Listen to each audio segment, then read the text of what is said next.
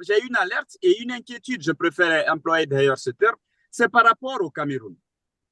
Vous savez, depuis plusieurs années, Paul Biya dirige ce pays sans partage, avec une main de fer. Aujourd'hui, il a 91 ans, vous le savez. Il a raté l'Assemblée générale des Nations unies, il n'était pas à la francophonie à Paris, et comme on pouvait, comme on pouvait même pas s'imaginer, depuis septembre, l'homme n'a pas fait d'apparition médiatique. Et comme si cela ne suffisait pas, nous avons quand même des rumeurs qui circulent sur son état de santé. Il y a des médias, et même dans son pays, qui ont même annoncé sa mort. Et comme il fallait s'y attendre d'ailleurs, le gouvernement a démenti et au-delà de ça, parle de fantasme. Mais vous savez le risque avec ce qui est en train de se passer. Je veux bien accorder du crédit à ce que le gouvernement me dit.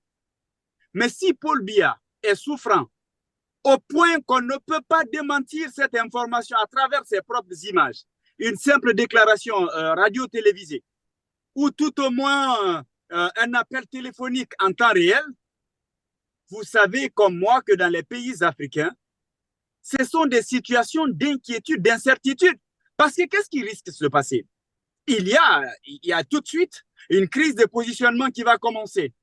Vous allez voir, si vous voulez, l'armée qui va se dire, bon d'accord, si on veut nous cacher cette information, on va se retrouver pour voir comment nous aussi on peut prendre le pouvoir. Et de l'autre côté, il y aura entre l'Assemblée, la primature, le gouvernement et tout ce qui s'ensuit, il y aura toujours une guerre de positionnement qui va commencer. Ils vont rester dans cette situation. J'espère bien qu'ils sont en vie. Sinon, finalement, l'insouhaitable peut arriver.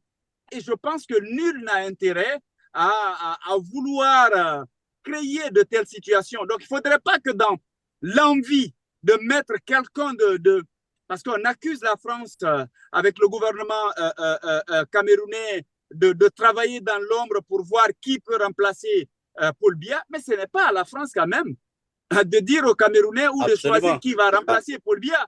Dans les conditions normales, la loi a tout prévu. Il suffit juste d'appliquer la loi et avancer et éviter une crise au pays. Et donc, on est en train, plus ça prend du temps, plus la situation peut être conflictuelle.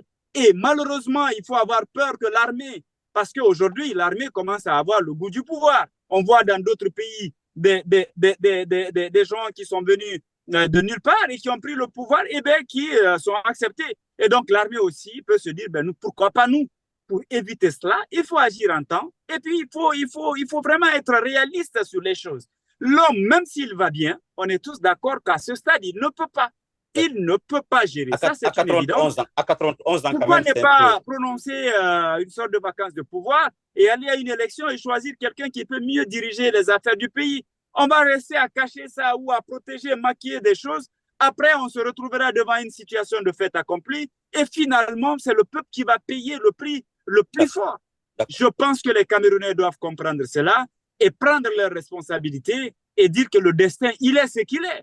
Et aujourd'hui, il ne peut pas diriger ce pays à cause de son état de santé, mais aussi de son âge. Et par conséquent, si lui n'a pas eu le reflet de comprendre cela, puisqu'il est malade maintenant, eh bien, il faut vraiment accepter de respecter la loi à la matière pour éviter une autre crise au Cameroun. D'accord.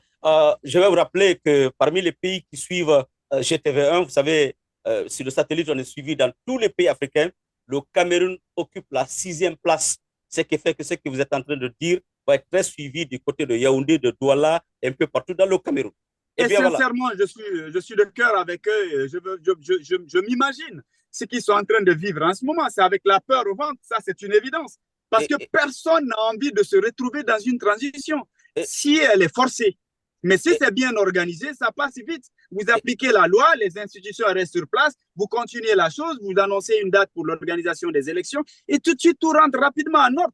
Mais là, avec ça, il y a l'inquiétude qui devient de plus en plus grandissante au niveau de la population. Et c'est dommage. Très bien. Voilà, on va